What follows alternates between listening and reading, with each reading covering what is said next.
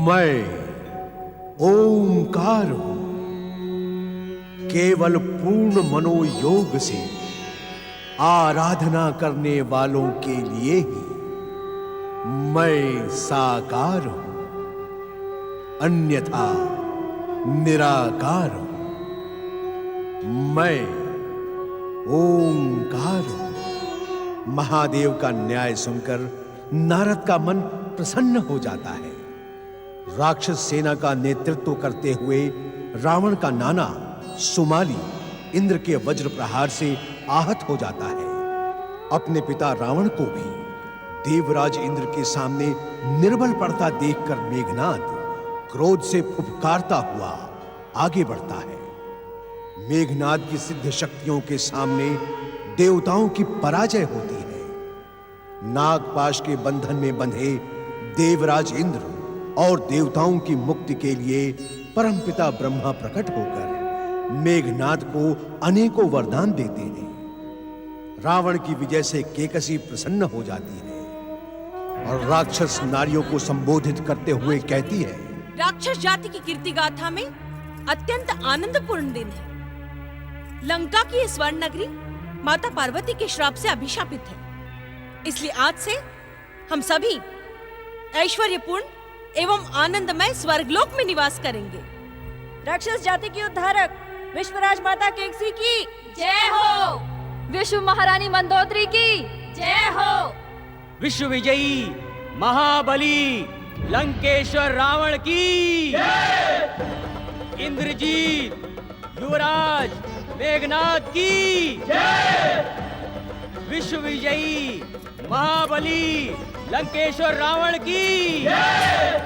विश्व विजयी महाबली लंकेश्वर रावण की जय।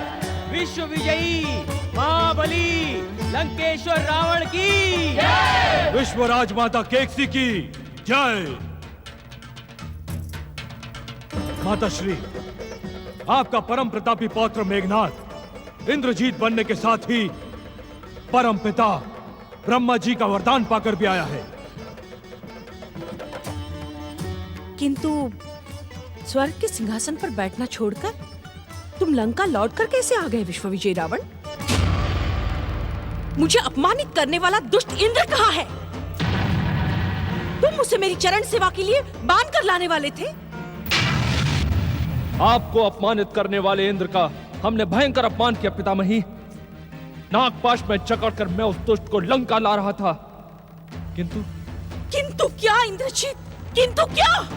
पिताश्री के आदेश से मैंने ब्रह्मदेव से एक बहुमूल्य वरदान प्राप्त कर उस दुष्ट देवराज इंद्र को मुक्त कर दिया।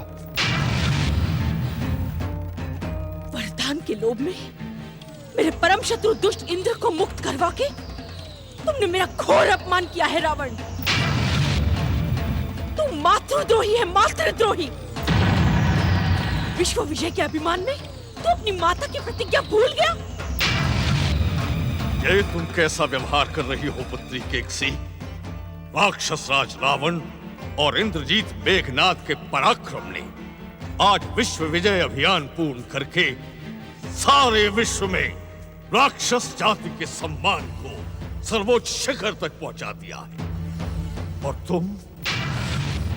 हाँ बहना केकसी, दशानन रावण और इंद्रजीत मेघनाद का सार्वजनिक सम्मान होना आवश्यक है और तुम उन्हें प्रताड़ित कर रही हो। पिताश्री, भैया कंपन, आप दोनों मुझे रावण और मेघनाद के सार्वजनिक सम्मान का परामर्श दे रहे हैं। ये उचित है पुत्री, जबकि आपको भली भांति ज्ञात है कि ये लंका नगरी माता पार्वती के श्राप से अभिशापित है। यदि राक्षस जाति ने इसे शीघ्रता से त्याग न दिया तो ये राक्षसों के गौरव और सम्मान की भूमि नहीं, सर्वनाश की भूमि बन जाएगी।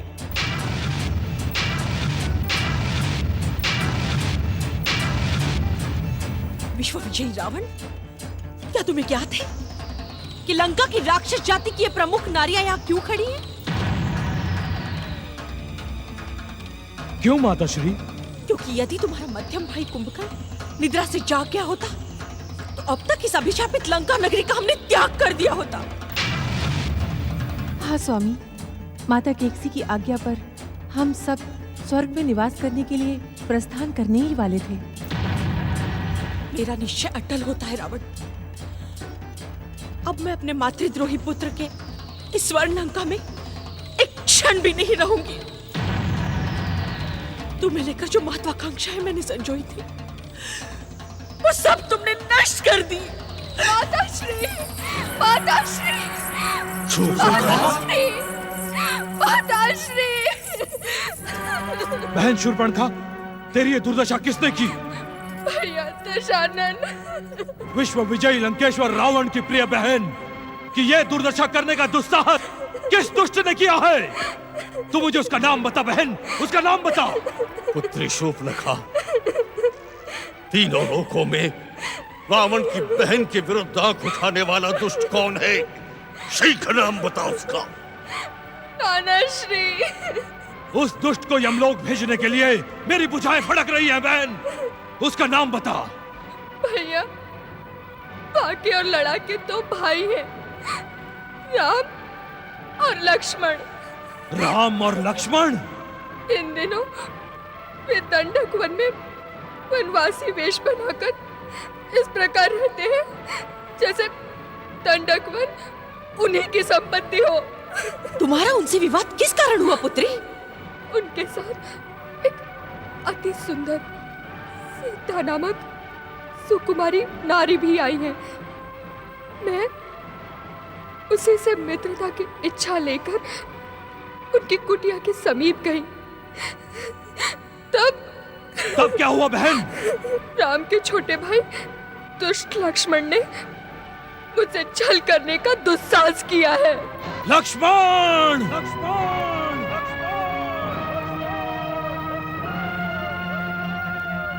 हाँ भैया, उस दुष्ट का यही नाम है। जब मैंने उसे तुम्हारा नाम लेकर भय दिखाया तो उसने मुझे और तुम्हें भी अपशब्द कहे। उस दुष्ट लड़के का ये दुस्साहस? हाँ मामा श्री, उसी दुष्ट ने मेरे दोनों कान कुतर डाले, मेरी नाक काट डाली। भैया रावण, मेरी नाक गई, कोई दुख नहीं, किंतु अब अपनी नाक बचा तू। शूर्पणखा! विश्व विजय का डंका बजाने वाले भैया रावण, यदि जग में नाक ही ऊंची ना रहे तो नकटा नाम ही तुम्हारे लिए उचित है। इंद्र को दया दिखाने वाले अहंकारी विश्व विजयी रावण, ये तेरी बहन शूर्पणखा की नहीं, तेरी लोकसाई हुई है। मुझे इसमें देवताओं का षड्यंत्र लगता है। दुष्ट देवताओं, सावधान! मेघनाथ तुम्हें कदापि क्षमा नहीं करेगा। तुम निश्चिंत रहो शूर्पणखा, मैं तुम्हारे सामने ही उन दोनों की नाक रगड़वा दूंगा। तब तुम अपना इच्छुक दंड देकर अपना प्रतिशोध पूर्ण कर लेना। विश्व विजयी लंकेश्वर रावण की जय! ठहर जाओ, यह समय जय जयकार का नहीं है। किंतु एक बात बता बहन, क्या तुमने ये दुराचार का समाचार भैया खरदूषण को नहीं कहा? मेरी ये दुर्दशा देखकर भैया खरदूषण उन दोनों को दंड देने गए थे, किंतु क्या शूर्पणखा? किंतु क्या? उस बड़े तपस्वी ने भैया खरदूषण सहित राक्षस सेना को देखते ही देखते समाप्त कर दिया। नहीं, नहीं, नहीं। इंद्र को मुक्त करने के लिए मैं तुझे क्षमा कर सकती हूँ रावण, यदि तू अपनी बहन शूर्पणखा को कुरूप बनाने वाले उस राम और लक्ष्मण से ऐसा प्रतिशोध ले जिसे संसार प्रलय होने तक न भूल सके। मैं आपकी शपथ लेकर कहता हूं माताश्री, उन दोनों दुष्ट राम और लक्ष्मण को ऐसा दंड दूंगा कि समस्त संसार में उथल पुथल मच जाएगी। लंकेश्वर रावण, बात ही बात में उन दोनों पराक्रमी खरदूषण को यमलोक पहुंचाने वाले भीरु विभीषण, तुम मुझे उन तपस्वियों का भय ना दिखा। क्या तुझे रावण की शक्ति का ज्ञान नहीं? क्या तुझे ज्ञात नहीं कि देवराज इंद्र, यमराज जैसे लोकपाल और दिक्पाल सभी रावण का नाम सुनते ही अपने चरण दबा के छुप जाते हैं? किंतु भ्राताश्री, लंकेश्वर रावण की बहन की ओर आंख उठाकर देखने वाला यदि रावण के संसार में जीवित रहे तो घोर लज्जा है लंकेश्वर की शक्ति पर।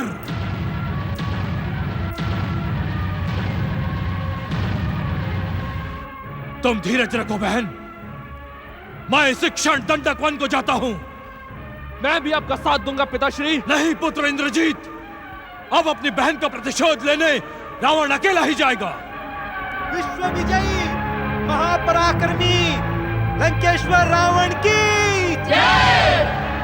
विश्व विजयी लंकेश्वर रावण श्री राम और लक्ष्मण से प्रतिशोध लेने पंचवटी स्थित दंडक वन पहुंचता है, जहां 14 वर्ष के लिए वनवासी बने राम लक्ष्मण को भ्रमित करके वो देवी सीता का हरण कर लेता है। रुद्रावतार हनुमान श्री राम आज्ञा से देवी सीता का पता लगाते हैं। हनुमान से देवी सीता का समाचार सुनकर श्री राम देवी सीता की मुक्ति के लिए लंकेश्वर रावण को दंडित करने की प्रतिज्ञा करते हैं। वानर राज सुग्रीव की वानर सेना की सहायता से श्री राम लंका पर आक्रमण करने हेतु समुद्र तट पर पहुंचते हैं। विभीषण के परामर्श पर श्री राम समुद्र देव से मार्ग देने की प्रार्थना करते हैं, किंतु 3 दिनों तक हठी सागर श्री राम की प्रार्थना नहीं सुनता। भय के बिना प्रीत भी नहीं होती भैया लक्ष्मण। देखो,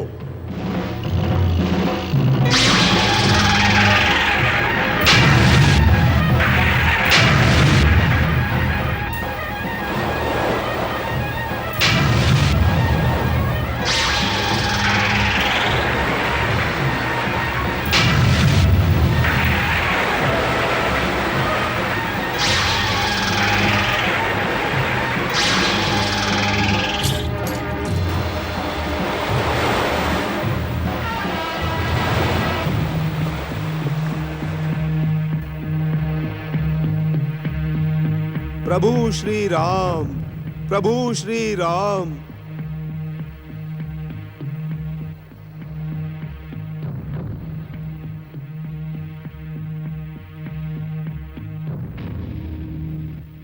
क्षमा क्षमा रघुकुल शिरोमणि श्री राम क्षमा। मैं तो मात्र सिंधु हूं, आप कृपा सिंधु हैं। प्रभु मैं तो केवल सागर हूं, आप दया के सागर हैं। मुझे क्षमा करें श्री राम, मुझे क्षमा करें। हे सागर राज, मुझे इन बहुमूल्य रत्नों की आवश्यकता नहीं है। आप कोई ऐसा मर्यादा पूर्ण उपाय बताएं जिससे वानरों की हमारी विशाल सेना समुद्र के उस पार लंका पहुंच सके। मर्यादा पुरुषोत्तम श्री राम, उपाय तो स्वयं आप है। आपकी कृपा से ही महावीर हनुमान एक ही छलांग में समुद्र लांघ गए। आपकी सेना में नल, नील नामक 2 वानर हैं, जिन्हें बाल्यकाल से ही एक ऋषि सेवा से वरदान मिला था कि वे राम नाम लिखकर जिस पत्थर को जल में छोड़ेंगे वो डूबेगा नहीं। नल नील के इस बांध की रचना में आपका ये सेवक सागर राज हर प्रकार की सहायता करेगा प्रभु श्री राम। जय श्री राम।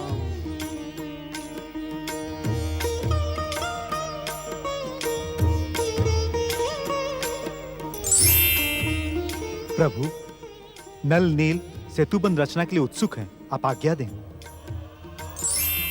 जय श्री राम।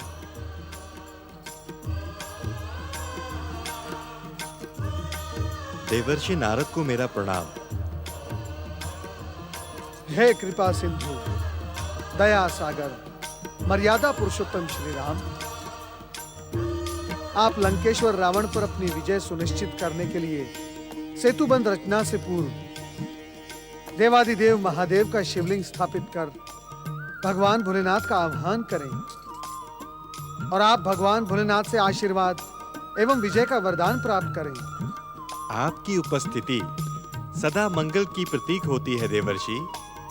इस समय आपने भोलेनाथ का स्मरण करवाकर हमारा मन आनंदित कर दिया।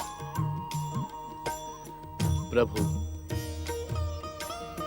मैं देवऋषि नारद के प्रस्ताव का समर्थन करता हूं। हम इसी समय भगवान भोलेनाथ का शिवलिंग स्थापित करेंगे। रघुकुल शिरोमणि, आप तो इस संसार के समस्त विधि विधान से भलीभांति परिचित हैं। शिवलिंग की स्थापना में एक योग्य ब्राह्मण की आवश्यकता होती है। लंकेश्वर रावण परम शिव भक्त और वेद शास्त्रों के ज्ञाता है। आप शिवलिंग की प्रतिष्ठा के लिए ब्राह्मण श्रेष्ठ आचार्य लंकेश्वर रावण को आमंत्रित करें। भगवान भोलेनाथ भी अवश्य प्रसन्न होंगे। रावण रावण रावण रावण भैया रावण, हम रावण पर विजय प्राप्त करने के लिए शिवलिंग की स्थापना कर रहे हैं देवर्षि। वो हमारा घोर शत्रु है। भला हमारी विजय सुनिश्चित करने के लिए वह आचार्य पद क्यों स्वीकार करेगा? तुम्हारा क्या परामर्श है हनुमान? जो स्वामी की इच्छा वही सेवा का कर्तव्य। मैं आपको क्या परामर्श दे सकता हूं प्रभु? मित्र विभीषण, आप क्या कहने के इच्छुक हैं?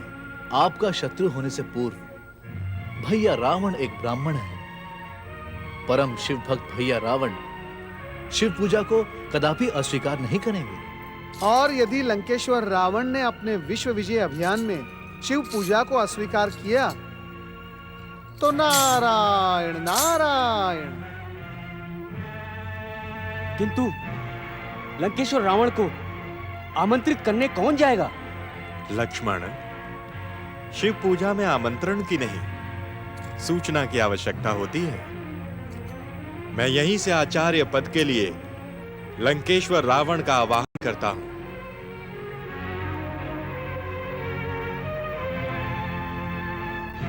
राम के आह्वान को स्वीकार करने का अर्थ है उससे मित्रता। क्या हम बुआ श्री पर हुए अत्याचार को भूल सकते हैं? क्या खरदूषण काका श्री की हत्या का उत्तर है उस वनवासी राम के पास जो शिव पूजा हेतु आपका आह्वान कर रहा है? मुझे तो इसमें भी दुष्ट देवताओं का भयंकर षड्यंत्र लगता है। हम इस धूर्ततापूर्ण आह्वान को कदापि स्वीकार नहीं कर सकते। विश्व विजयी पुत्र लंकेश्वर रावण, आज इस संसार में तुमसे बढ़कर शिव भक्त अन्य कोई नहीं है पुत्र। एक शिव भक्त के रूप में तुम्हारी कीर्ति युगों युगों तक अमर रहेगी। केकसी पुत्र होकर तुमने राक्षस जाति का गौरव संसार के सर्वोच्च शिखर तक पहुंचा दिया है। अब विशर्वा पुत्र बनकर श्री राम का आह्वान प्रस्ताव स्वीकार करो। श्री राम की शिव भक्ति के आचार्य बनकर शिवलिंग की स्थापना करो। शिव की कृपा प्राप्त करो।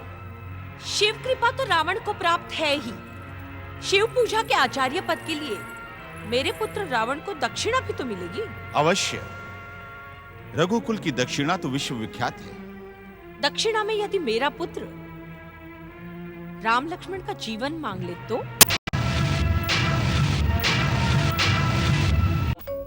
मैं ओंकार हूं।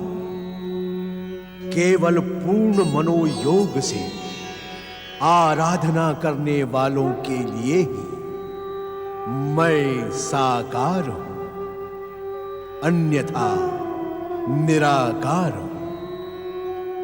मैं ओंकार हूं। सफल अग्निष्टोम यज्ञ से प्रकट अष्ट ज्वालाएं युवराज मेघनाद को सिद्धि संपन्न करती है। रावण की आज्ञा और केकसी का आशीर्वाद पाकर मेघनाद रावण के साथ स्वर्ग अभियान पर निकल जाता है। नारद देवराज इंद्र और देवताओं को सावधान करते हैं। शरण में आए देवताओं को अभय देते हुए श्री हरि समय आने पर अवतार धारण करके रावण के वध का वचन देते हैं। एक ब्राह्मण पुत्र तथा शिव भक्त कदापि दक्षिणा नहीं मांग सकता, किंतु एक दैत्य पुत्री लोभ में पड़कर मांगी हुई दक्षिणा से अपना सर्वनाश कर सकती है। विश्रवा, मेरे क्रोध को मत ललकारो विश्रवा, अन्यथा परिणाम घातक होगा। भीरु विश्रवा, चले जाओ यहां से। मेरे विश्व विजयी पुत्र को देवताओं के षड्यंत्र में फंसाने आए हो ना तुम? तुम्हें मेरी शपथ है रावण, इनके षड्यंत्र में कदापि न फंसना, अन्यथा अपनी वीरता को कलंकित करोगे। पुत्र रावण, हमें तुम्हारे उत्तर की प्रतीक्षा रहेगी। असंभव पिताश्री, असंभव। अपने घोर शत्रु के आवाहन को रावण स्वीकार करे, यह सर्वदा असंभव है। क्यों अपने सर्वनाश की इच्छुक हो रावण? देवी सीता का हरण करके तुमने अपने सर्वनाश को निमंत्रण दिया है। अब श्री राम का निमंत्रण स्वीकार कर भगवान शिव की कृपा से अपना कल्याण करो पुत्र। यदि तुमने इस लंका भूमि से इसी क्षण प्रस्थान नहीं किया तो परिणाम तुम्हारे हित में नहीं होगा विश्रमा। एक ऋषि परिणाम से भयभीत नहीं होता, उसे शिव कृपा पर विश्वास होता है। सावधान! ऐसा प्रतीत होता है कि श्री राम के द्वारा ही माता पार्वती का दिया हुआ शाप पूर्ण होगा।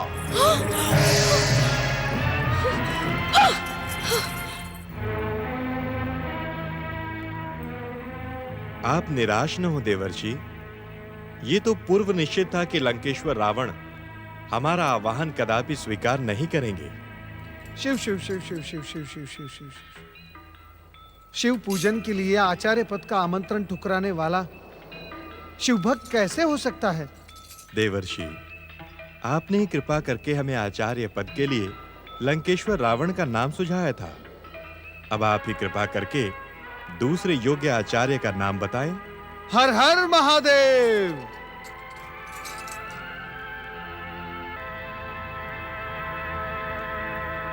ओम नमः शिवाय, ओम नमः शिवाय।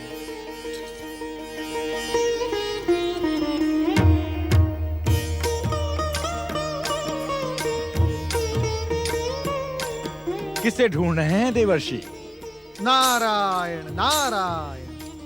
भगवान भोलेनाथ ने मुझे प्रेरणा दी है कि श्री राम का मंगल कार्य करने वाला योग्य आचार्य यहीं पर उपस्थित है, जिसके मस्तक पर भगवान भोलेनाथ का प्रतीक त्रिपुंड सुशोभित है। हर हर महादेव। मर्यादा पुरुषोत्तम श्री राम, ये रहे आपके आचार्य, ब्राह्मण श्रेष्ठ परम शिव भक्त त्रिपुंडधारी श्री विभीषण। श्री विभीषण?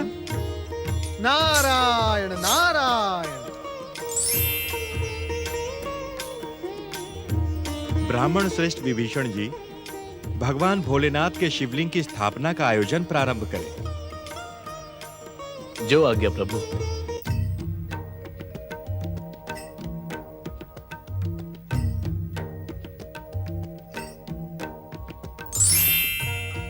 ओम नमः शिवाय। भोलेनाथ, मैंने आपकी कृपा का आभास पाकर ही ऋषि विश्रवा के पुत्र विभीषण का नाम श्री राम को शिव पूजन के लिए सुझाया है। कहीं ये कार्य मैंने अनुचित तो नहीं किया ना भोलेनाथ? नारद, जो कार्य हमारी प्रेरणा से किया गया वो अनुचित कैसे हो सकता है? नारायण नारायण। भोलेनाथ, अब रावण का क्या होगा? हमें ज्ञात था नारद कि तुम हमसे यह प्रश्न अवश्य पूछोगे, क्योंकि रावण को इस स्थिति तक पहुंचाने का कार्य भी नारद लीला का अंग है।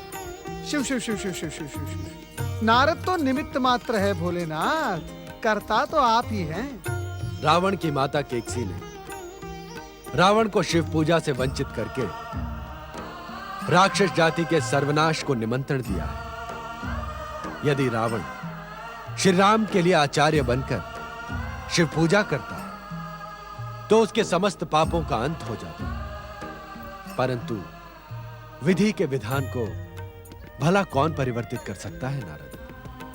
नारायण नारायण। श्री हरि विष्णु के राम अवतार का उद्देश्य अब अवश्य पूर्ण होगा नारद। भोलेनाथ, क्या है वो उद्देश्य? अधर्म पर धर्म की विजय, असत्य पर सत्य की विजय, रावण तथा राक्षस जाति का सर्वनाश। ओम नमः शिवाय। कैलाशपति, भक्तवत्सल,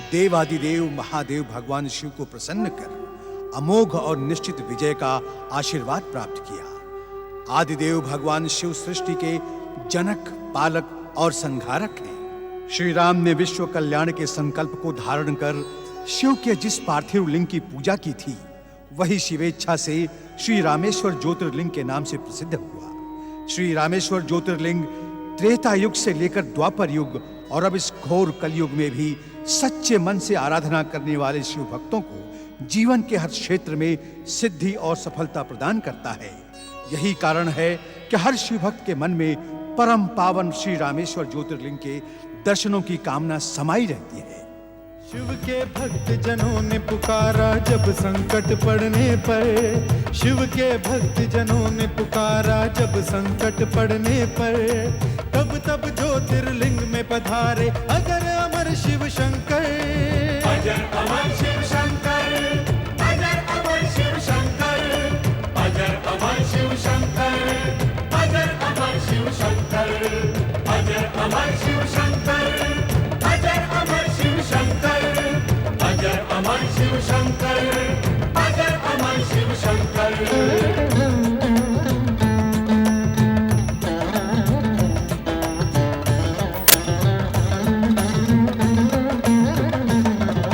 त्रेता युग में रावण ले गया सीता को जब हर कर, वानर सेना के संग आए राम समंदर तट पर।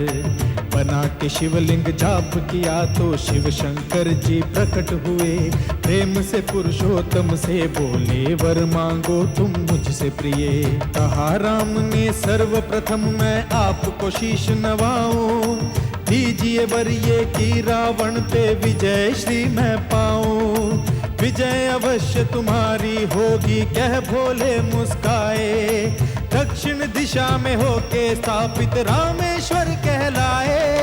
रामेश्वर की जय हो, रामेश्वर की जय हो, रामेश्वर की जय हो, रामेश्वर की जय हो, रामेश्वर की जय हो, रामेश्वर की जय हो, रामेश्वर की जय हो, रामेश्वर की जय हो।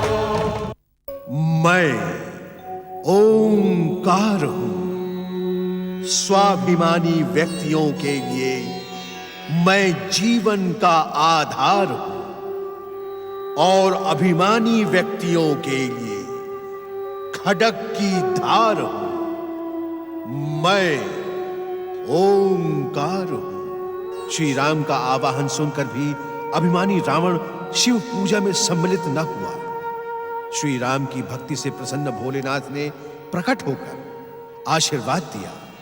शिव आशीष पाकर श्री राम और उनकी वानर भालुओं से सजी सेना ने लंका पर प्रचंड प्रहार किया। इस प्रहार से आहत लंकेश्वर रावण ने एक गुप्त मंत्रणा आयोजित की। नहीं पिताश्री नहीं, मुझे तो इस गुप्त मंत्रणा की कोई आवश्यकता ही नहीं दिखती है। हाँ, यदि आप मुझे आज्ञा दें तो मैं अकेले ही बंदरों और भालुओं से सजी उस वनवासी राम की सेना को दंडित कर सकता हूं। मूर्खों जैसी बातें करके तुम लंकेश्वर रावण को ही नहीं स्वयं को भी भ्रमित कर रहे हो युवराज मेघनाद। युद्ध प्रारंभ हुए अभी कुछ ही समय हुआ है, किनारान तक दुरागम और महोदर जैसे कई बलशाली राक्षस वीर शत्रु के हाथों मारे गए। तीनों लोकों में विजय का ध्वज फहराने वाली राक्षस सेना की दशा दुर्दशा तक पहुंच गई है और तुम कहते हो कि मंत्रणा की आवश्यकता नहीं। युद्ध प्रारंभ हो जाने के पश्चात मंत्रणा की नहीं, प्रदर्शन की आवश्यकता होती है ज्येष्ठ काकाश्री। मुझे अपनी शक्ति पर अभिमान है। मैंने देवराज इंद्र को अपनी शक्ति से बंदी बनाया था। जिसकी शक्ति पर उस वनवासी राम को इतना अभिमान है, उस हनुमान को बांधा था मैंने। ब्रह्मा के वरदान की आड़ में तुमने देवराज इंद्र को पराजित तो किया था इंद्रजीत, पर इतना तो बताओ कि महावीर हनुमान को बंदी बनाकर भी तुम्हें क्या मिला? ध्वस्त हो गई कीर्ति लंका की। तुम्हारी आंखों के सामने वो बजरंग बली सोने की लंका को राख का ढेर बनाकर चला गया और तुम ब्रह्म बाण और नागपाश चलाकर भी उस अंजनी पुत्र हनुमान का कुछ नहीं बिगाड़ पाए। उसके दोषी हम नहीं, काका श्री विभीषण थे। मैं तो उस वानर को मृत्यु दंड देना चाहता था, किंतु पिताश्री ने भरी राजसभा में मेरे प्रस्ताव को ठुकराकर और काका श्री विभीषण के प्रस्ताव को स्वीकार कर हनुमान की पूंछ में आग लगाने का आदेश दे दिया। तुम ठीक कहते हो पुत्र। उस दिन विभीषण की बात मानना मेरी भूल थी। यदि आज हनुमान राम के साथ ना होता तो राम की शक्ति अधूरी थी।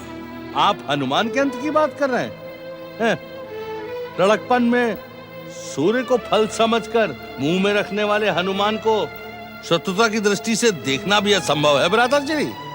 अशोक वाटिका में उस असंभव को भी मैंने संभव किया था। यह तुम्हारी भूल है वत्स। संसार के बंधन काटने वाले हनुमान जी लंका की सैन्य शक्ति, अस्त्र शस्त्र की संख्या और रणनीति का अनुमान लगाने के लिए ही तुम्हारे बंधन में बंधे थे। यह असत्य है। पुत्र मेघनाद की वीरता पर मिथ्या आरोप है ये। दुष्ट षड्यंत्रकारी विभीषण के कहने पर उस दिन हमने उस बंदर को छोड़ दिया था। हंसी आती है लंकेश्वर, परंतु मैं आपसे एक प्रश्न अवश्य पूछना चाहता हूं। हनुमान जी को तो छोड़ दीजिए, ये बताएं, उस दिन राज्यसभा में अंगद के जमे हुए पैर को उखाड़ने में लंका के सारे वीर, यहां तक कि मेघनाद और आप भी असफल क्यों रह गए थे लंकेश्वर? समय सदा एक सा नहीं रहता भैया। पूर्व से निकले सूर्य को पश्चिम में अस्त होना ही पड़ता है। ज्येष्ठ काकाश्री, यदि आप इसी प्रकार हमारा मनोबल तोड़ते रहेंगे तो हम युद्ध भूमि में जाने से पहले ही युद्ध हार जाएंगे। यह युद्ध तो हम उसी दिन हार गए थे युवराज मेघनाद, जिस दिन लंकेश्वर जगत जननी सीता को हरकर यहां लाए थे। हम यहां वाद विवाद के लिए नहीं, लंका की राक्षस सेना का मनोबल बढ़ाने के लिए एकत्रित हुए हैं। युद्ध तो प्रारंभ हो गया है महाबली कुंभकर्ण। अब या तो शत्रु मरेगा या फिर हम वीर गति को प्राप्त होंगे, पर युद्ध नहीं रुकेगा। हम सबको युद्ध लड़ना ही होगा। यही युद्ध का नियम है और रावण की मर्यादा। मुक्ति के मोह में मैंने श्री राम से युद्ध करना तो स्वीकार कर लिया, परंतु धन्य है मेरा भाई विभीषण, इसे राम के चरण सेवा का अवसर मिला।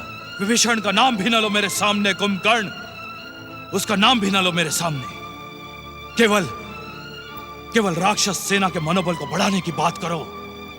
पिताश्री, केवल एक दिन का समय दीजिए मुझे।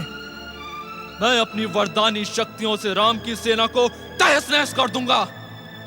ऐसा भीषण प्रहार करूंगा कि पृथ्वी तो पृथ्वी, पाताल और स्वर्ग भी कांप उठेंगे। नहीं पुत्र नहीं, जिन स्थितियों पर हम विचार कर रहे हैं उसके प्रति तुम गंभीर नहीं हो। इस समय प्रश्न व्यक्तिगत और वरदानी शक्ति का नहीं, राक्षस सेना के मनोबल का है। पुत्र मेघनाद, तुम नहीं जानते, युद्ध सेना के मनोबल से जीता जाता है। और बंदरों, भालुओं की शक्ति के सामने हमारी राक्षस सेना का मनोबल टूट चुका है। इन परिस्थितियों में राक्षस सेना का मनोबल बढ़ाने के लिए यही उचित होगा कि आप सह्याद्री के दैत्यराज भल्ला तक से सैन्य सहायता प्राप्त करें। हाँ, यह तुमने अच्छा सुझाव दिया कुंभकर्ण। दैत्यराज के सैनिक पहाड़ों और जंगलों में रहने के अभ्यस्त हैं। वो राम की जंगली सेना को उचित उत्तर दे सकते हैं। एक क्षण का भी विलंब किए बिना हमें महाराज भल्ला तक को अपने सैनिकों को यहां भेजने का आदेश देना चाहिए। ठहरे लंकेश्वर, ठहरे। इस समय आपको महाराज भल्ला तक की आवश्यकता है। ये लंका की स्थितियां देखते हुए आपके आदेश को ठुकरा भी सकते हैं। वो असभ्य और जंगली दैत्यों का राजा भल्ला तक लंकेश्वर रावण के आदेश को ठुकराएगा? यदि उसने ऐसा दुस्साहस किया तो मेघनाद यहीं से उसके राज्य पर शक्ति फेंककर उसे और उसके राज्य को नष्ट कर देगा। श्री राम के साथ युद्ध करते समय तुम्हें ऐसी शक्तियों की आवश्यकता पड़ेगी मेघनाद। इन्हें संभाल के रखो वत्स, संभाल के। तो फिर हम क्या करें कुंभकर्ण? तुम्हारा तो महाराज भल्ला तक से पुराना परिचय है। तुम सह्याद्री चले जाओ। मैं? मेरा सह्याद्री जाना उचित नहीं होगा भैया। सेना की लंका को आवश्यकता है, इसलिए लंकेश्वर का वहां जाना उचित है। हाँ, यदि लंकेश्वर आदेश दें तो मैं उनके साथ अवश्य चला जाऊंगा। कैसी बातें कर रहे हो तुम? इस समय लंका पर युद्ध का भयानक संकट मंडरा रहा है। एक के बाद एक हमारे योद्धा मारे जा रहे हैं और तुम कहते हो कि हम दोनों लंका छोड़कर सह्याद्री चले जाएं? सारी परिस्थितियां समझने के बाद ही मैंने आपको परामर्श दिया है लंकेश्वर। प्यासा सदा कुएं के पास आता है, कुआं कभी प्यासे के पास नहीं आता। तुम्हारी बात तो सत्य है कुंभकर्ण, पर मैं लंका छोड़कर सह्याद्री कैसे? आप जा सकते हैं पिताश्री, अवश्य जा सकते हैं, क्योंकि आपका वीर पुत्र इंद्रजीत यहाँ पर है। मैं आपको वचन देता हूँ, जब तक आप सह्याद्री से लौट कर नहीं आएंगे, हम अपनी वरदानी शक्तियों से राम की सेना को रोके रखेंगे। और हो सकता है जब आप लौट कर आए तो आपको पता चले कि राम और लक्ष्मण युद्ध छोड़कर मेघनाद के दास बन गए हैं। शक्ति पर विश्वास सफलता का कारण बनता है भैया, पर अति विश्वास पराजय का मार्ग भी खोल देता है। फिर भी युवराज मेघनाद को यदि अपनी शक्ति पर इतना विश्वास है तो एक बार परखना आवश्यक है। एक बार नहीं, 10 बार मेघनाद की शक्तियों को परखा जा चुका है ज्येष्ठ काका श्री। आज अवसर है तो एक बार और परख लीजिए। ठीक है मेघनाद, हम युद्ध का नेतृत्व तुम्हें सौंपते हैं। लंका की रक्षा के उत्तरदायी तुम हो।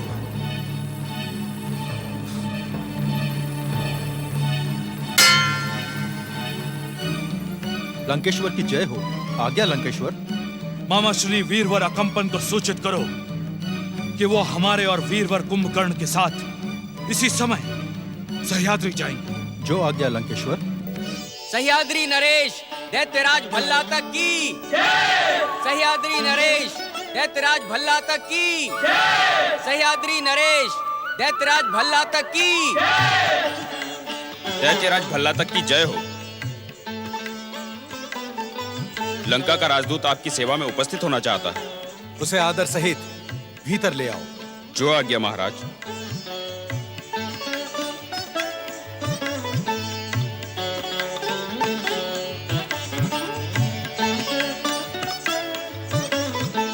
दैत्यराज भला तक की जय हो। दैत्यराज, राक्षस दैत्य और असुरों के गौरव को सारे संसार में प्रचारित करने वाले राक्षस कुल शिरोमणि लंकेश्वर रावण अपने छोटे भाई वीर कुंभकर्ण के साथ शीघ्र ही यहाँ पधारने वाले हैं। अहोभाग्य, अहोभाग्य। लंकेश्वर रावण और वीर कुंभकर्ण के सह्याद्री पधारने की सूचना देकर तुमने हमें प्रसन्न कर दिया है।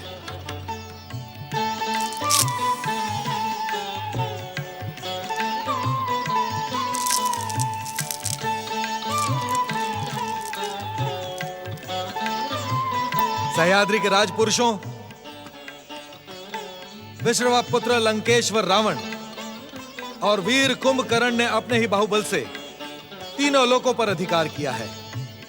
यह हमारा सौभाग्य ही है कि वे स्वयं हमारी राजधानी को पवित्र करने और हमारी कीर्ति बढ़ाने के लिए यहां पधार रहे हैं। हम लंकेश्वर रावण और वीर कुंभकर्ण के भव्य स्वागत का आदेश देते हैं। सह्याद्री नरेश दैत्यराज भल्ला तक की।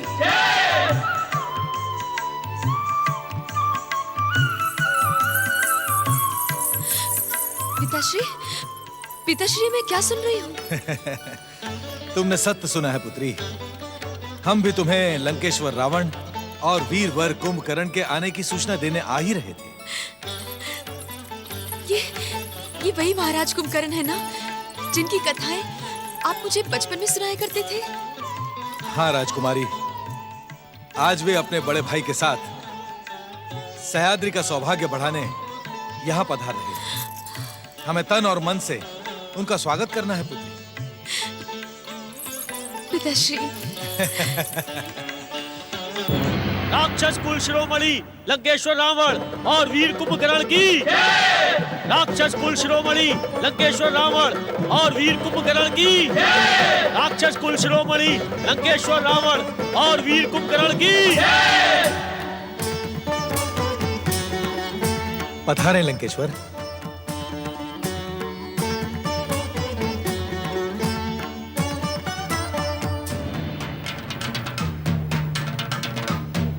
आइए, पधारिए, आइए।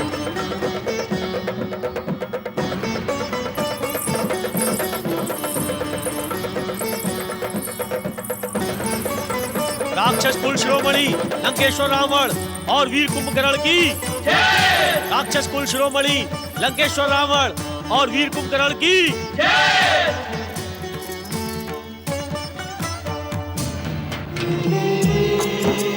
लंकेश्वर की जय हो। दैत्यराज भल्लातक की पुत्री राजकुमारी करकटी आपका स्वागत करने पधारी है लंकेश्वर।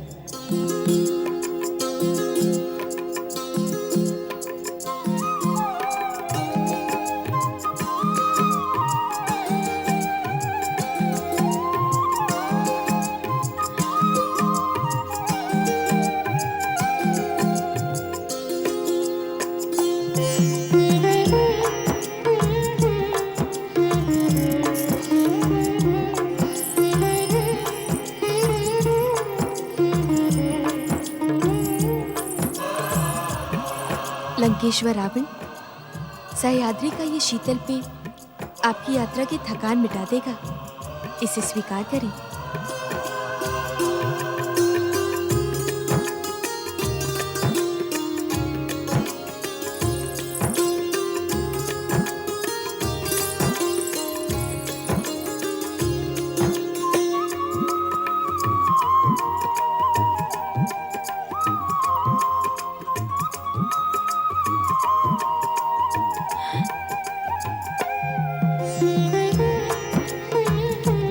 लगता है आपकी प्यास शांत नहीं हुई। ये प्यास कभी शांत नहीं होगी राजकुमारी, और मैं इस प्यास को शांत करना भी नहीं चाहता। बस समय की गति यहीं रुकी रहे।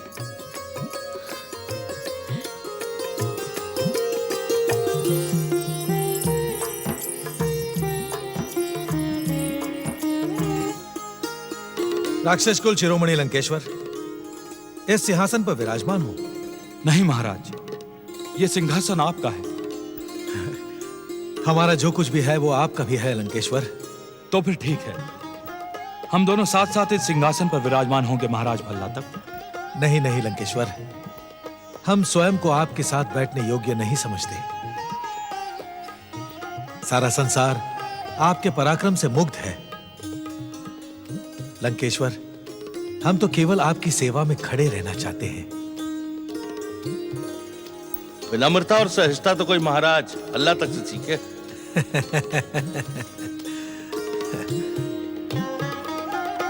विराजी,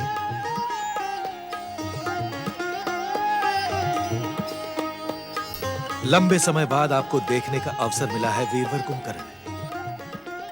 हम प्राय आपकी वीरता की चर्चा किया करते थे। हमारी पुत्री राजकुमारी करकटी तो वर्षों से आपको देखने के साथ लिए बैठी है। हम जब भी आपकी वीरता की चर्चा किया करते तो वो उत्सुक होकर एक के बाद एक प्रश्न करती। तो यूं समझ लीजिए, देवयोग से राजकुमारी करकटी के प्रश्नों का और उनकी जिज्ञासा का समाधान करने ही हम यहाँ आए। सत्य वचन, दैत्य जाति के आराध्य देवादिदेव महादेव की कृपा से ही आप जैसे परम शिव भक्तों के चरण आज हमारी भूमि पर पड़े हैं। इस समय राजकुमारी करकटी की प्रसन्नता का अनुमान लगाना असंभव है। मैं ओंकार हूं। स्वाभिमानी व्यक्तियों के लिए मैं जीवन का आधार हूं और अभिमानी व्यक्तियों के लिए खड्ग की धार हूं। मैं ओंकार हूं। स्वर्ग विजय के समाचार से उत्साहित केकसी मेघनाद और रावण के साथ बंदी इंद्र को न देखकर उत्तेजित हो जाती है। इसी समय रोती बिलखती शूर्पणखा दंडक वन से लंका पहुंचकर लंकेश्वर रावण को श्री राम के अनुज श्री लक्ष्मण द्वारा की गई अपनी दुर्दशा दिखाते हुए उत्तेजित करती है। रावण उसी समय दंडक वन के लिए निकल पड़ता है। 3 दिनों की विनम्र प्रार्थना पर भी समुद्र देव को कृपा करते न देखकर मर्यादा पुरुषोत्तम श्री राम ने समुद्र देव को दंडित करने के लिए धनुष उठा लिया। देवर्षि नारद का परामर्श पाकर श्री राम ने महादेव का लिंग स्थापित कर पूजा आराधना की। एक बात कहूं महाराज भल्लातक, आपने राजकुमारी करकटी के साथ बहुत अन्याय किया है। ये आप क्या कह रहे हैं वीरवर? जब राजकुमारी के भीतर मुझसे मिलने की इतनी इच्छा थी तो आप इनको लेकर के लंका क्यों नहीं आए?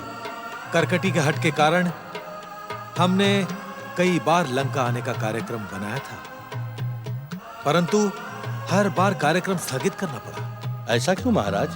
हमें पता चला कि ब्रह्मा जी के वरदान के कारण आप 6 माह सोते रहते हैं। आपकी नींद में विघ्न न पड़े इसलिए हमने अपना कार्यक्रम स्थगित कर दिया। दैत्यराज भल्लातक, इस समय हम एक आवश्यक कार्य से सह्याद्री आए हैं। हम तो यही समझते हैं लंकेश्वर कि हमारी कीर्ति बढ़ाने के लिए ही आप सह्याद्री पधारे हैं। फिर भी आपके सह्याद्री पधारने के कारण का अनुमान हम लगा सकते हैं, परंतु इस बात पर चर्चा हम आपका भरपूर स्वागत करने के बाद ही करेंगे। सह्याद्री के राजपुरुषों, इस समय हम अपनी प्रसन्नता को शब्दों में व्यक्त नहीं कर सकते। जिसने अपनी वीरता और पराक्रम से केवल पृथ्वी लोक ही नहीं, स्वर्गलोक, पाताल लोक, यमलोक, नागलोक और वरुण लोक, हर लोक पर अपना अधिकार किया है, वे लंकेश्वर रावण और वीरवर कुंभकर्ण आज हमारे बीच हैं। आप सब सच्चे मन से राक्षस जाति के हित चिंतक लंकेश्वर रावण की जय जयकार करें। राक्षस कुल शिरोमणि लंकेश्वर रावण की, राक्षस कुल शिरोमणि लंकेश्वर रावण की। मैं इस प्यास को शांत भी नहीं करना चाहता राजकुमारी। मैं तो चाहता हूं कि समय की गति यूं ही रुकी रहे। आप मुझे देखती रहें और मैं यूं ही शीतल पेय पीता रहूं। आप देखती रहें, मैं पीता रहूं।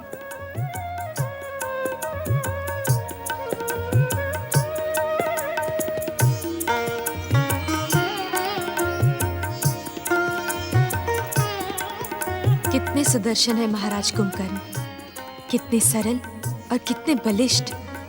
मुझे पिताश्री की बात नहीं माननी चाहिए। आज से बहुत पहले ही उनकी सेवा में स्वयं को समर्पित कर देना चाहिए था।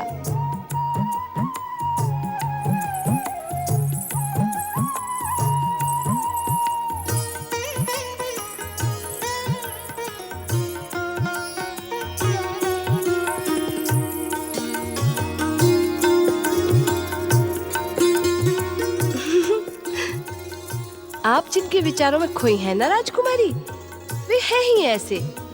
हर कन्या उन्हें देखकर अपनी सुध बुध भुला देती है।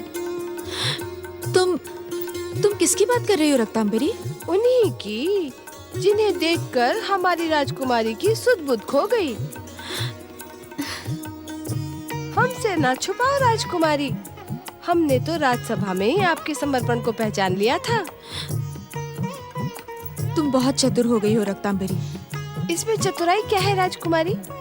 वे आपको, आप उनको जिस प्रकार निहार रही थी ना, उसे देखकर तो कोई भी अनुमान लगा सकता है कि प्रेम की सुगंध दोनों हृदयों को महका रही है। महाराज कुंभकर्ण है ही ऐसे, बलिष्ठ शरीर, लंबा कद और मुख पर एक बालक की तरह भोलापन, अद्भुत, अद्वितीय। रक्तांबरी, अब जब तू मेरे मन की बात जान ही गई है, तो किसी भी प्रकार महाराज कुंभकर्ण से मेरी भेंट का प्रबंध कर दे। उनसे मिलने के लिए मेरा हृदय तड़प रहा है। इस तड़प को शांत करने का उपाय है मेरे पास। मैं अभी इसी समय आपकी भेंट महाराज कुंभकर्ण से करवा सकती हूँ। कैसा उपाय है? राजकुमारी, हम दोनों अतिथि सेवा की भावना से महाराज कुंभकर्ण के पास जाएंगे। नहीं रक्तांबरी, मैं ये नहीं कर सकती, मुझे लाज आती है। अरे, एक ओर से तो कहती हो कि भेंट करा दो और दूसरी ओर कहती हो कि लाज आती है। आपको अपनी लाज को तो त्यागना ही पड़ेगा राजकुमारी। तू समझ नहीं रही है रक्तांबरी। यदि मैं राजमहल में उनसे मिलूंगी तो लोग चर्चा करेंगे। मैं तो उनसे एकांत में मिलना चाहती हूँ, अपने मन की कहना चाहती हूँ और उनके मन की सुनना चाहती हूँ। पर वे क्या एकांत में मिलने का प्रस्ताव स्वीकार करेंगे? करेंगे क्यों नहीं? तूने ही तो कहा था, प्रेम के फूल की सुगंध आप दोनों को महका रही है। तू बस मेरा एक काम कर, तू उनकी सेवा में प्रस्तुत हो जा और अवसर मिलते ही मेरा निवेदन दे देना। जैसी राजकुमारी की आज्ञा। आपकी कृपा से मुझे महाराज की सेवा में जाने के साथ साथ अपनी चतुराई दिखाने का अवसर भी मिल जाएगा।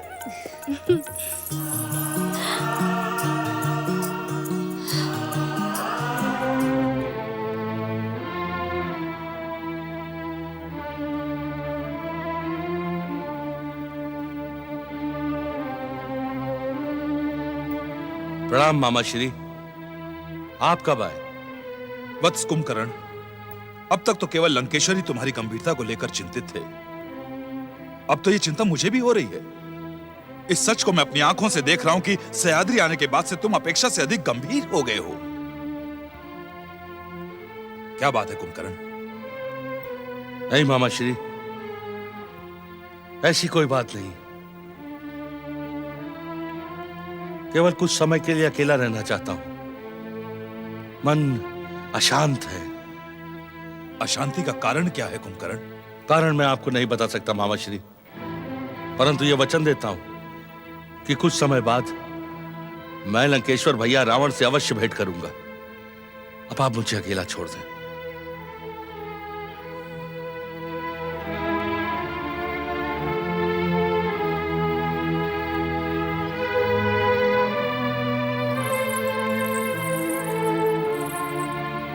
अनुमान तो ठीक ही था मेरा। महाराज कुंभकर्ण भी उसी प्रकार विचारों में खोए हैं जिस प्रकार कुछ देर पहले हमारी राजकुमारी करकटी खोई थी।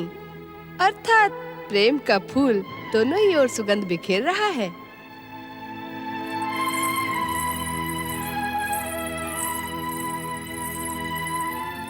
कुंभकर्ण महाराज की जय हो। आप? क्यों? आप किसी और की प्रतीक्षा कर रहे थे क्या? नहीं। मेरे साथ और कोई नहीं आया महाराज। मैं अकेली ही आई हूँ आपकी सेवा में, आपको मदिरा पान कराने। मदिरा पान करने की इच्छा नहीं है हमारी। मेरी बातें आपकी अनिच्छा को प्रबल इच्छा में बदल देंगी। तो फिर कुछ बातें ही करो। कहें, क्या बातें करें? अपनी राजकुमारी करकटी के बारे में। हमारी राजकुमारी तो अद्भुत है महाराज। उनके रूप और सौंदर्य की चर्चा पृथ्वी पर नहीं पाताल लोक तक भी पहुंच चुकी है। कई वीर उन्हें अपना बनाने का सपना लेकर सह्याद्री आए थे, पर सब के सब निराश होकर लौट गए। क्यों? क्या तुम्हारी राजकुमारी के मन में कोई और पुरुष समाया हुआ है? हाँ महाराज। वो सौभाग्यशाली पुरुष कौन है? वे भी हमारी राजकुमारी की तरह अद्भुत है महाराज। इस संसार में उनकी कोई समानता नहीं है। उनके पराक्रम के आगे तीनों लोकों के प्राणी कांपते हैं और उनकी सरलता के सामने सब नतमस्तक हो जाते हैं। ऐसा विलक्षण व्यक्ति कौन है? मैं तो केवल इतना ही जानती हूँ महाराज, क्योंकि इतना ही मैंने राजकुमारी से सुना था।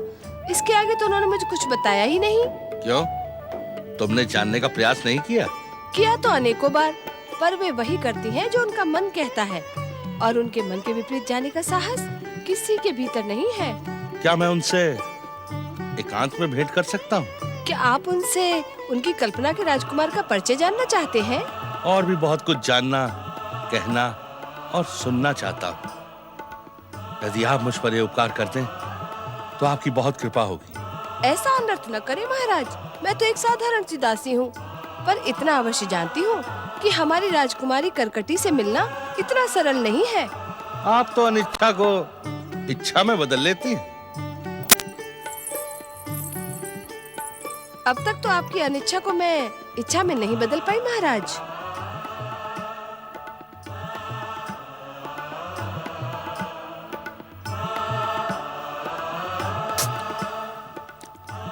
अब तो प्रयास करना ही होगा, और भेंट हो या ना हो ये तो राजकुमारी की इच्छा पर ही निर्भर करता है। वैसे मुझे उनसे भय बहुत लगता है। आपको भयभीत होने की कोई आवश्यकता नहीं। मैं जानता हूँ हमारी भेंट का प्रस्ताव सुनकर राजकुमारी करकटी प्रसन्न हो जाएंगी। यदि आपको अपनी बात पर इतना ही विश्वास है तो संध्या काल में राजमहल के पीछे वन प्रदेश में आ जाइएगा। संध्या काल के समय राजकुमारी प्रतिदिन वही वन विहार के लिए जाती हैं।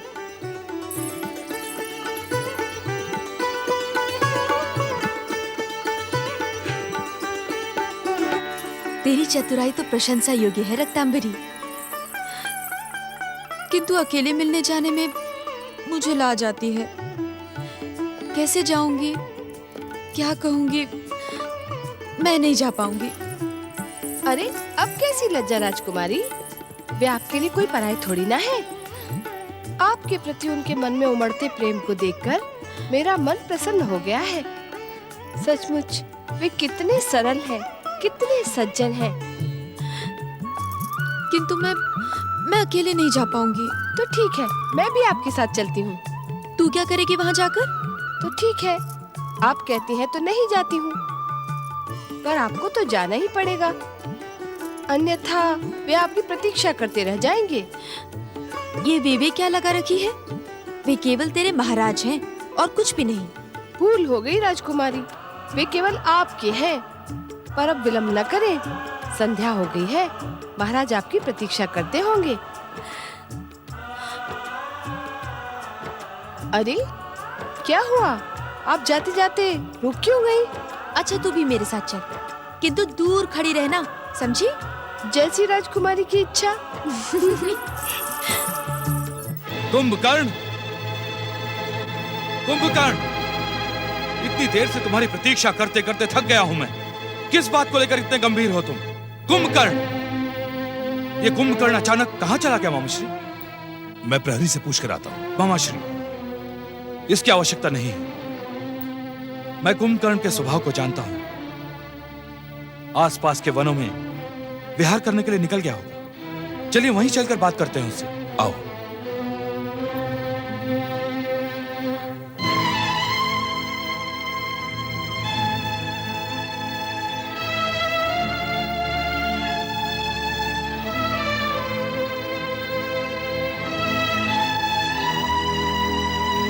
क्या बात है, राजकुमारी अभी तक आई क्यों नहीं?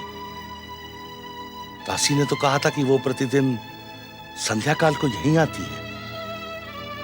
क्या उन्होंने मेरे प्रस्ताव को स्वीकार नहीं किया? क्या मुझसे उनके प्रेम को पहचानने में कोई भूल हो गई? क्या उनकी कल्पना में कोई दूसरा पुरुष है? राक्षस वीर कुंभकर्ण, जब से तुम यहां आए हो, तुमने अपनी वीर राक्षसी स्वभाव को छोड़कर गंभीरता और उदासी को अपना लिया है। जिस उद्देश्य से हम यहां आए हैं, उसमें तुम्हारी तनिक भी रुचि दिखाई नहीं पड़ती। यदि ऐसा ही था, तो लंका से हमारे साथ यहां आने की आवश्यकता ही क्या थी? भैया लंकेश्वर, मैंने मामाश्री से निवेदन किया था कि मन की अशांति दूर होते ही मैं स्वयं आपकी सेवा में आ जाऊंगा। मैं भी लंबे समय से प्रतीक्षा कर रहा था। क्या बात है कुंभकर्ण, तुम्हारा मन किस कारण अशांत है? क्षमा करें महाराज, मैं अपने मन की अशांति का कारण आपको नहीं बता सकता। किंतु मन की अशांति में तुम ये भी भूल गए कुंभकर्ण कि तुम्हारे ही आग्रह पर लंका से राक्षस सैनिकों की सहायता प्राप्त करने के लिए हम यहां पर आए हैं। अन्यथा हमारे एक ही आदेश पर स्वयं भल्ला तक लंका तक दौड़ा दौड़ा चला आता। राक्षस सैनिकों की आवश्यकता हमें है लंकेश्वर, महाराजा भल्ला तक को नहीं। जैसी आवश्यकता होती है उसे ही याचक बनकर जाना होता है। लंकेश्वर रावण का आदेश सारा संसार मानता है। देव, दानव, मानव, किन्नर, गंधर्व और ग्रह नक्षत्र तक रावण के सामने मस्तक झुकाते हैं। फिर भला तक तो हमारी जाति का है। हमारी सहायता करना उसका धर्म है। धर्म को धर्म की मर्यादा में ही रहने दो भैया। उत्तेजना और अहंकार धर्म को अधर्म बना डालता है। जब महाराज भल्ला तक स्वयं इस बात का संकेत दे रहे हैं कि स्वागत सत्कार करने के बाद वे आपके साथ राजकाज पर चर्चा करेंगे, तो तनिक धैर्य धारण करें। नहीं नहीं नहीं नहीं नहीं नहीं, धैर्य और प्रतीक्षा रावण का स्वभाव नहीं। जो वस्तु रावण को नहीं मिलती, रावण उसे छीन लेता है। शांत हो जाओ भांजे, शांत हो जाओ। शांति और धीरज के साथ बहुत कुछ देख लिया मामा श्री। अब तो रावण के प्रचंड क्रोध के प्रचंड प्रदर्शन का समय आ रहा है। कुंभकर्ण की बात मानकर हमने बहुत बड़ी भूल की, पर अब और इसी समय उस भूल को सुधारा जाएगा। मामा श्री, अभी और इसी समय भल्ला तक को बात का पतंगड़ ना बनाओ भैया। मुझे महाराज भल्ला तक पर पूर्ण विश्वास है, वे हमें निराश नहीं करेंगे। उनकी सैन्य शक्ति पाकर लंका के राक्षसों का मनोबल आसमान को छूने लगेगा। तब वनवासी राम को परास्त करना हमारे लिए सरल और सहज हो जाएगा। कुछ समय तो प्रतीक्षा करो भांजे। एक सीमा तक की प्रतीक्षा की जा सकती है मामा श्री। उसके बाद रावण अपने स्वभाव अनुसार ही बात करेगा। तब यह भला तक भी रावण का आदेश एक सेवक के समान मानेगा। चलिए मामा श्री।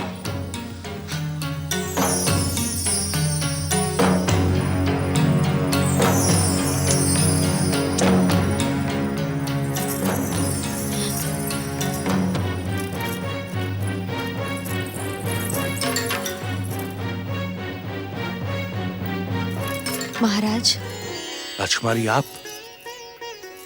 राजकुमारी,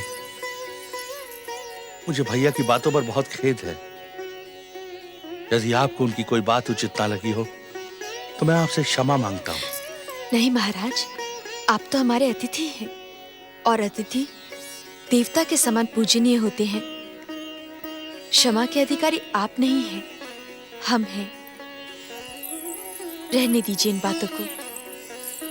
आज के दिन की प्रतीक्षा तो मैं वर्षों से कर रही थी महाराज। राजकुमारी, आपकी कल्पना का सुदर्शन पुरुष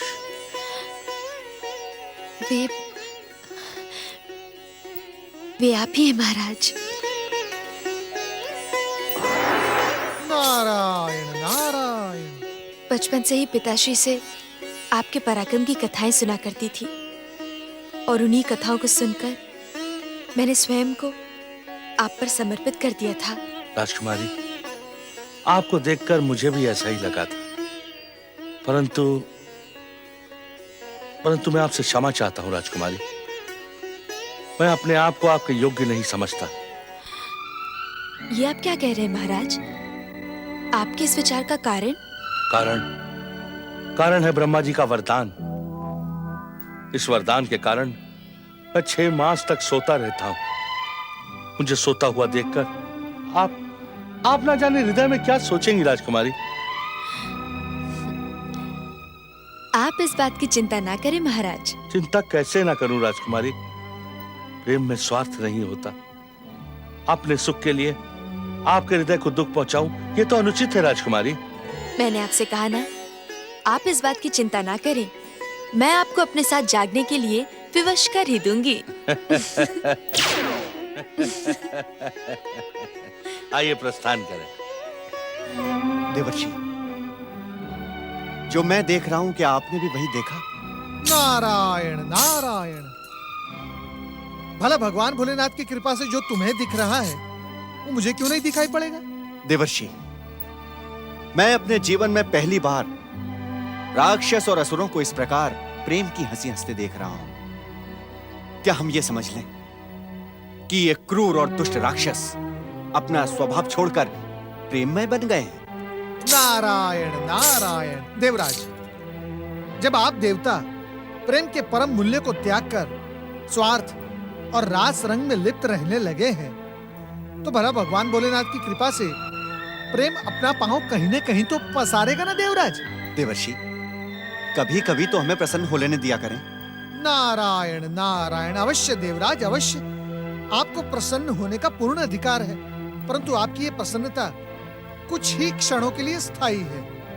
जब तक ये प्रेम में दृश्य दिखाई पड़ेंगे, तब तक रावण और कुंभकर्ण जैसे महायोद्धा भूलकर भी स्वर्ग पर आक्रमण नहीं करेंगे।